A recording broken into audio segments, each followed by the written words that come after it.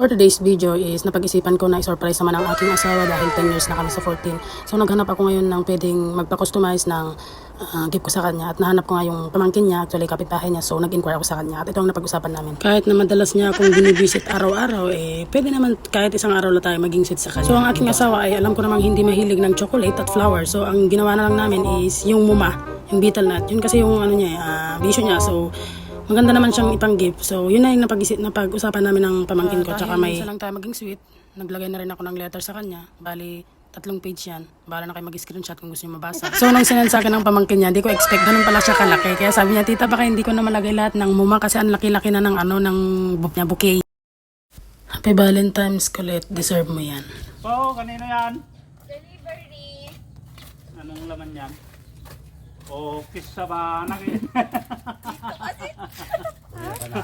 Oo. Dahil sa laman? Napol.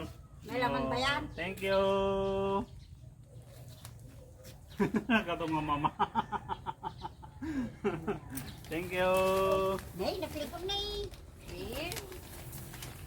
Gadwa, bakit? O, na. Kanyo pa na niya? Bakit? Nay, naplikon eh. Po, madati na. Awi na.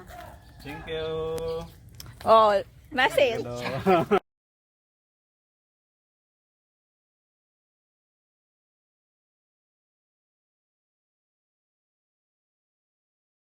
So, mukhang inaatake pa siya ng kilig. Thank you, Apple, sa successful na gift mo kay tito mo. Whee! So, ayan na mga auntie. Kita niya naman yung kilig niya, no? Di naman halatang love na love niya ako, no? Kinikilig siya masyado. Alam niyo bang sabi niya sa akin, hindi niya daw deserve yung ganyan. Pero sabi ko naman, mag-behave ka lang, deserve mo yan, Colette.